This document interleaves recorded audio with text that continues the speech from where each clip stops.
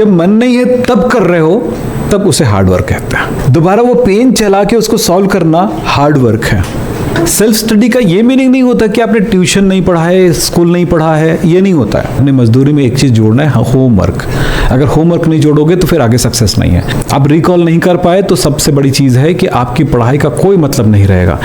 कोई भी रिजल्ट कुछ पार्ट में बटा हुआ है। पहला, सबसे पहला टीचर का काम होता है सही एजुकेशन दे, सही तरह से उसको बच्चे को लर्न कराए, पढ़ाए, समझाए, सिखाए।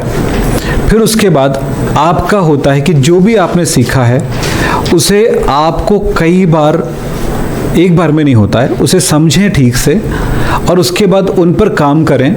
यानी कि आपको सेल्फ स्टडी करना पड़ेगा। सेल्फ स्टडी का ये मीनिंग नहीं होता कि आपने ट्यूशन नहीं पढ़ा है, स्कूल नहीं पढ़ा है, ये नहीं होता है। सेल्फ स्टडी का मतलब होता है कि जो आपको सिखाया गया है उस सीखे हुए चीज़ों को सही तरह से आपको समझना है, क्योंकि आप अपने ही लेवल पे नहीं सीख सकते, किसी चीज़ को समझ नहीं सकते। अगर समझ भी रहे हो तो कहीं ना कहीं आपकी समझ में कोई मिस्टेक हो सकता है। इसलिए टीचर का योगदान पहला सबसे बड़ा रहता है। दूसरा रहता है कि आप उस चीज़ को सीख रहे हैं, सीखे, उसके बाद आप उस पर काम करें। हार्ड वर्क बहुत ज़रूरी होता है, याद रखना। हार्ड वर्क का मतलब ये नहीं कि दिन भर रट्टा मारो, दिन भर मेहनत करो, ऐसा नहीं होता है। ये है कि हार्ड वर्क का मतलब होता है कि आप, अरे यार मुझे आज करने का मन नहीं है तो छोड़ देता हूँ। जब मन नहीं है तब कर रहे हो, तब उसे हार्ड वर्क कहते हैं। उसे हार्ड वर्क कहते हैं आपको नींद आ रही, नींद को भगा भगा के आपने मेहनत किया है, पढ़ा है, प्रैक्टिस किया है, तो उसे हार्ड वर्क कहते हैं। अपनी इच्छाओं को, दूसरी इच्छाओं को मार करके आपने किया है तो हार्ड वर्क है। यानी कि मामा की शादी और आपको जाना ज़रूरी है और आपने उस दिन मामा की शादी में ना जा करके खुद ही उसमें अपनी मेहनत पे लगे हो और नहीं गए और उस टाइम अपने मन, अपने काम पे फोकस कर रहे हो, अपने मामा की उस शादी को भूल गए हो, तो इसे हार्ड वर्क कहते हैं। हार्ड वर्क का सबसे बड़ा डेफिनेशन यही है। फिर आता है प्रश्नों को हल करने के लिए आप पूरा प्रयास कर रहे हो। आज के डेट में तो बहुत अच्छी अच्छी चीज़ें आ गई, पुस्तकें आ गई, तो पुस्तक के बाद आपके पास आगे इंटरनेट आ गया, नेट, गूगल आ गया कि कोई प्रश्न अगर आपके सॉल्व नहीं हो रहे हैं तो कम से कम उससे पूछ लो, तो एक बार हेल्प मिल जाता है। आपने उसको सॉल्व कर लिया। सॉल्व करने के बाद फिर आपको उसी क्वेश्चन को दोबारा बना के देखना, क्योंकि एक बार आप बना लेते हो ना, उसके बाद सोच लेते हो, नेट में देख लिया, आंसर मिल गया, ओ हो गया यार, बस हो गया, समझ में आ गया। दोबारा वो पेन चला के उसको सॉल्व करना हार्ड वर्क है, क्योंकि एक बार देखने के बाद मन ही नहीं करता। कई बार अरे नया देख लेते हैं, नया में जाके फिर अटक गया, फिर आपने गूगल कर लिया, फिर सॉल्व कर लिए, तो वो सॉल्व करना नहीं कहलाएगा। आज के मोड में वो कोई वर्क ही नहीं है, वो सिर्फ अपना समय बर्बाद करना है। वो तो करना ही है, उसके बगैर तो होगा नहीं। लेकिन अगर आपने उस पर प्रैक्टिस नहीं किया, दोबारा उसको सॉल्व करके नहीं देखा, तो फिर आपने हार्ड वर्क नहीं किया, सिर्फ वर्क किया है और उसका कोई मीनिंग नहीं निकलता है। काम मजदूर कर रहे होते हैं और उस काम को होमवर्क में ढालते हैं, कई बार प्रैक्टिस करते हैं, फिर जाके काम करते हैं, तो वही मजदूर एक बड़ा इंसान बनता है आगे जाके। वो तो आपकी किस्मत थी कि शुरुआत में हम मजदूरी की तरह काम करते हैं, फिर बाद में हम एक बेहतर लाइफस्टाइल जीते हैं। तो बेहतर लाइफस्टाइल जीना है, काम हमेशा मजदूर की तरह करना है, लेकिन अपनी मजदूरी में एक चीज़ जोड़ना है, होमवर्क। अगर होमवर्क नहीं जोड़ोगे तो फिर आगे सक्सेस नहीं है। हमने देखा है जितने भी काम होते हैं जिसमें होमवर्क होते हैं वो सबसे बेस्ट काम होते हैं, उसमें तरक्की दिन दूनी रात चौगुनी होती है।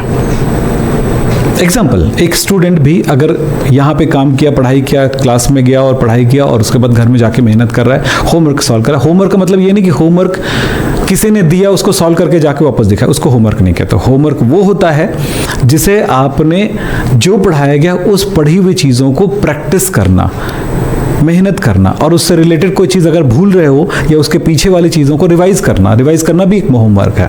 फिर आपको लगता है कि थोड़ा सा यार मेरे पास अब समय निकाल लेता हूँ, थोड़ा आगे और कुछ कर लेता हूँ ताकि कल जब मैं क्लास में जाऊँ तो सामने वाले की बातें कुछ ज़्यादा क्लियर हो, वो भी होमवर्क है। होमवर्क का मीनिंग ये नहीं है कि मैंने यहाँ पर DPP दिया है, उसे आप जा करके सॉल्व कर रहे हो और हमें ला के दिखा दिया, हमने ऐसे राइट मार दिया। तो इसमें दोनों में क्या होता है, आप कैसे भी गाइड वाइड निकाले कॉपी करके, आपने नहीं किया तो आपकी मम्मी, आपके भाई, आपके बड़े दीदी जो भी है उसने करके दे दिया, हमने लाके चेक कर दिया, बच्चा बेस्ट है। हम नहीं बोलते इसको, हम अपनी इच्छाओं को मार के पढ़ते हैं। इसी को कहते हैं हम लोग हार्ड वर्क। याद रखिएगा, हार्ड वर्क का मीनिंग यही है। तो तभी आप तरक्की करोगे जब आप अपने हार्ड वर्क को बढ़ाओगे, जिसको हिंदी में एक छोटा सा बढ़िया सा शब्द है मेहनत। मेहनत का रियल मीनिंग मैं बताता हूँ, हार्ड वर्क है। मैं काम करना नहीं बोल रहा हूँ, मेहनत की बात कर रहा हूँ, तब रिजल्ट आएगा। तो रिजल्ट के लिए आप क्या क्या कर सकते हो आपको समझ में आ चुका है। और दूसरी बात, मेरे क्लास में जब आते हो या किसी और की क्लास में जाते हो तो उनकी बातों को रिप्लाई करना, उनकी बातों का जवाब देना। हम क्वेश्चन करेंगे, काउंटर क्वेश्चन करेंगे, उसका जवाब भी आपको देना है। क्वेश्चन घुमाएंगे फिराएंगे, जैसा भी करेंगे आपको जवाब देना है। आपके पास भी किसी बात का क्वेश्चन होने चाहिए। हम देखना चाहते हैं कि बच्चों में क्वेश्चन कहाँ से आता है। एक बच्चा बुक का उठाया, जैसा लिखा है उसको लिख के आ गया, सर ये हमारा क्वेश्चन है। ये क्वेश्चन नहीं होता है। जब हम पढ़ते हैं तो जो डाउट क्रिएट होता है, यार ये ऐसे कैसे हो सकता है, वो है क्वेश्चन। उसी को हम कहते हैं डाउट, और उसी से आपके अच्छे बौद्धिक विकास होता है। तो आपके दिमाग में अगर किसी बात के लिए क्वेश्चन आते हैं तो अच्छी बात है। जैसे मैंने यहाँ पे पॉलीहेलोएल्केन की बात करता हूँ, तो पॉलीहेलोएल्केन क्या होता है, तो आपके दिमाग में आया पॉलीहेलोएल्केन, क्या ये हो सकता है, आपके दिमाग में आएगा यस हो सकता है। आपके दिमाग क्या कहता है, तो आप सिंक्रोनाइज करिए अपने टीचर के दिमाग के साथ। अब स्कूल जाओगे, आज से स्कूल स्टार्ट हो रहा है आप लोगों का। स्कूल में आप बिल्कुल एक ज्ञानी स्टूडेंट की तरह, बेहतर स्टूडेंट की तरह बैठिए। वो जो बात करेंगे उसको ध्यान से सुनिए। अगर उनकी आवाज़ आपके कानों तक नहीं पहुंच रहा है तो टीचर को बोलिए, सर थोड़ा सा वॉइस ऊपर करिए ताकि हमारे कानों तक पहुंचे। अगर पंखे की आवाज़ ज़्यादा हो गई है, थोड़ी देर के लिए पंखा थोड़ा कम कर लो। जिस कारण से प्रॉब्लम हो रही है, क्योंकि एक एक शब्द आपके दिमाग में, आपके कानों में आना चाहिए और कानों से सीधे दिमाग तक पहुंचना चाहिए और प्रोसेस हो करके वो कहे यस यस यस, तब आपकी पढ़ाई सही हुई है। तो स्कूल में क्या प्रोसेस रखेंगे वो आप जानते हैं। कोई भी क्वेश्चन का जवाब देने की आप पूरी कोशिश करें। अगर भूल रहे हो तो उसको कॉपी में लिखो कि मैं इस चीज़ को क्यों भूल रही हूँ या भूल रहा हूँ, या क्यों मैं इसको सॉल्व नहीं कर पा रहा हूँ, तो उसको सॉल्व करने की कोशिश करें। तो किसी भी प्रॉब्लम को या किसी भी क्या नॉलेज को, किसी भी ज्ञान को आपको रिकॉल करने आना चाहिए। आप रिकॉल नहीं कर पाए तो सबसे बड़ी चीज़ है कि आपकी पढ़ाई का कोई मतलब नहीं रहेगा। और रिकॉल तभी हो सकता है जब आपने कई बार प्रैक्टिस किया हो, कई बार वर्क किया हो, कई बार रिवीजन किया हो। पढ़ाई होगा, रिवीजन रिवीजन रिवीजन, तब वो याद रहेगा। क्योंकि ब्रेन कहता है कि जिस चीज़ को कोई यूज़ ही नहीं है, यानी रिवीजन ही नहीं है, मैं उसको याद क्यों करूं, तो मिटाने लग जाएगा धीरे धीरे धीरे धीरे धीरे। हमारा दिमाग होता है रॉकेट की पूंछ की तरह। रॉकेट जब चलता है तो उसके पीछे लंबी सी एक पूंछ बन जाती है। रॉकेट आगे आते जाता है, पीछे वाली चीज़ मिटती जाती है। तो ऐसे हर बार होता है हमारी चीज़ों को, जिस चीज़ को हम पढ़ रहे हैं आज आगे पढ़ते जाएंगे, पीछे भूलते जाएगा। चैप्टर 1 कंप्लीट हुआ, चैप्टर 2 में आया, चैप्टर 1 ऐसे ही सोच लिए क्या है। कभी कभी तो ये हालत हो जाती है कि उसका चैप्टर नेम ही याद नहीं आएगा, तो वहाँ के उतने कंटेंट्स को कैसे याद रखोगे। तो इसीलिए उसको रिकॉल करना ज़रूरी है बार बार बार बार। और हर सैटरडे संडे ये बात करो। और कहा है हमने कि 11th और 12th एक प्रकार से एक तपस्या है, और ये चीज़ अगर कर लिया तो आप नीट की तैयारी के लिए कहीं भी पढ़िए, जेईई की तैयारी के लिए कहीं भी पढ़िए, वो चीज़ आपको क्लियर समझ में आएगा। और हमने एक बात और कहा था कि किसी भी क्वेश्चन को अगर छूट रहा है, नहीं बना पा रहे हैं, तो ये सोच के मत छोड़ो ना यार ये तो एग्जाम में आता ही नहीं है, या ये टॉपिक आता ही नहीं, ये सोच के मत छोड़ो। और हम यहाँ पर जो जो चीज़ें पढ़ाएंगे वो पढ़ाई होगी कि जिसके बेस पर हमने कुछ एक टॉपिक हम भी छोड़ते हैं, उस टॉपिक को आप पढ़ सकते हो।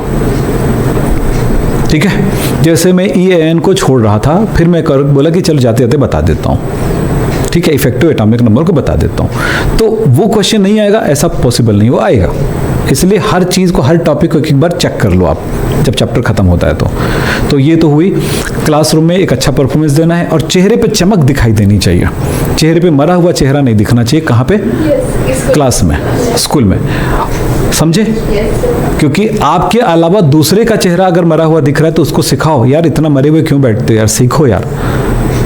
है ना, तुम्हारा काम है। तुम्हारा दोस्त की ज़िंदगी भी तुम्हारे हाथों में है, वो तुम्हारा कॉम्पिटिटर नहीं है। कंपटीशन तब आएगा जब नीट की तैयारी करोगे।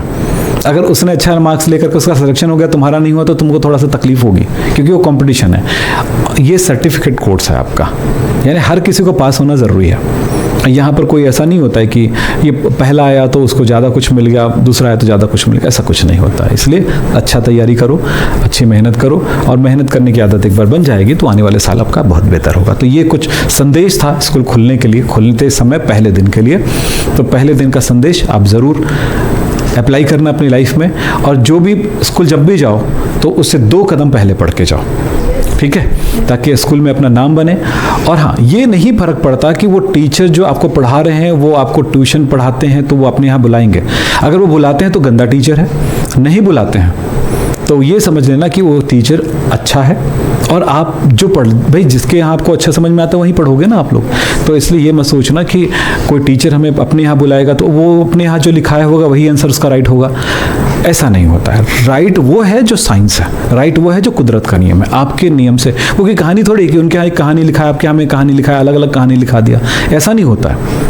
यहाँ पर ऐसा होता है कि अगर मैं हेलो एल्केन के बारे में बात करूँगा तो वो भी वैसा ही बात करेगा, लेकिन मेरा टेक्निक अजूबा है, अच्छा है, उनसे तो फिर आप ज़्यादा बेहतर सीखोगे, अच्छा रिजल्ट भी आएगा।